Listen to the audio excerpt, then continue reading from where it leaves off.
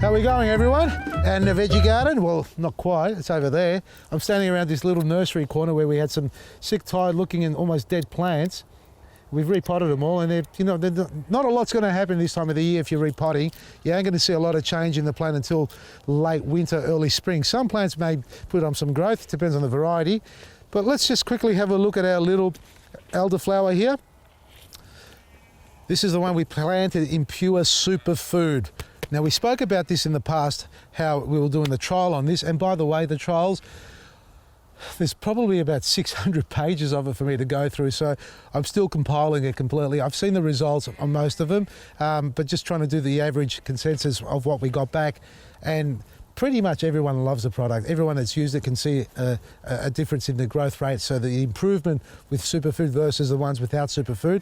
The only thing they were talking about mainly is the smell. Some people actually like the smell. I don't like it. It's a little bit sour for me, but we're working on that smell. So don't worry about that if that's the only concern. It's more the life that you see in the soil that you want to establish.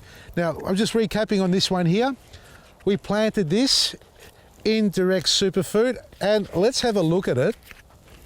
If you're wondering what these plants are, these are our Solanum mimosums, devil's plant, or cow udders. We use them for grafting on our eggplants, and I'm going to do a lot of them, a few thousand of them in fact, so we can have them ready for everybody to take home so they can start grafting their own. Have a look at this, not bad, huh? It does hold its moisture. It actually holds a lot of moisture, superfood. It's capable of it without becoming, as long as you've got good air drainage, without becoming sour. But you can see that, and I haven't watered this area here 2 weeks, I reckon. Maybe some plants need it. Look at the healthy roots. That's what you want to see. Good vital root growth there. That's a good sign. There's no roots. There are no roots in here yet. That's why it's holding a little bit of moisture there. So, but once the roots go into this area, they will take a strong hold of it all. That's a superfood, and thrive in it. So it's not an example for you to go home or in your garden and start planting directly into it, but it's just a little trial that I did to show you there's absolutely no burning. It's all about the bacteria, and it's the good bacteria we're talking about in the soil, folks, not the bad one that goes, it kills your plants. Starting it. It's all about the good bacteria in the soil, folks, the microbes that we want to feed and populate, and that's what happens here. You're looking after your plants like this. So all of these plants have been dressed with our superfood.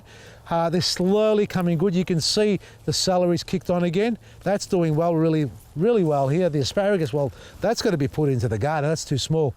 And the last one, the mandevilla, well, what can I say? I shouldn't have potted it up. It was too small to start with, folks. It didn't survive. It actually, I don't think it was the superfood that killed it. I think it was actually the wet feed, and it was too big a pot for it. And it's really, because superfood does hold this moisture. Yeah, look at that. It's caked down there. That's because, look, there's life in there. There's bugs and all sorts of things going on there. But because it's holding its moisture, there's no roots in it.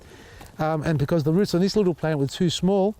And this is a good tip for you. If you're potting up a seedling, well, not so much the seedlings because they're really fast growing, but a tube stock, a plant that's in a tube or a little peat pot like that, don't go from a 3-inch tube stock, which are those little ones, into a 6-inch pot or an 8-inch pot too fast. So if it was a 3-inch pot, go to a 5-inch pot maybe, but not really a 6 or 7. That gets a bit too big, but you need to establish first if you've got enough roots on the little tube stock you have. Have I got any tube stocks here? I don't have any tube stocks here. There you go. If I had one, I'd show you what I'm talking about. It's not about the size of the plant, it's about the root system, the development in the root system. You need to see the roots coming out of the tube stock or starting to show and become evident before you transplant. If the tube stock has roots and they're only half full, half established, and you want to transplant it, it's not ready for it. It's got to become almost pop out, or at the beginning of becoming pop out, before you can transplant it. Let's have a look at these. This is really light. So this stuff here is also got superfood, but some cocoa pith as well. And let's see if we've got a decent root system on these, because I know how tough these are. Yeah, look at that. That's beautiful. How healthy is that?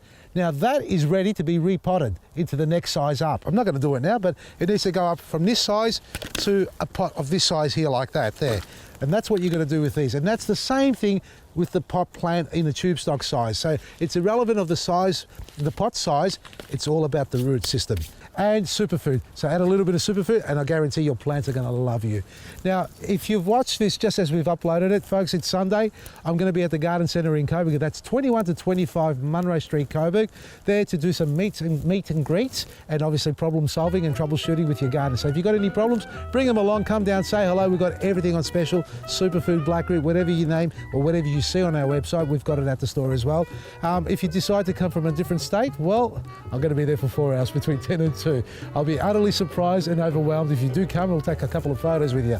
So I'm going to put it out there. Get on a plane and come down and say hello. Otherwise, for our locals, I'll be there at 21 to 25 Munro Street, Coburg. From me, Vasily, Maresi.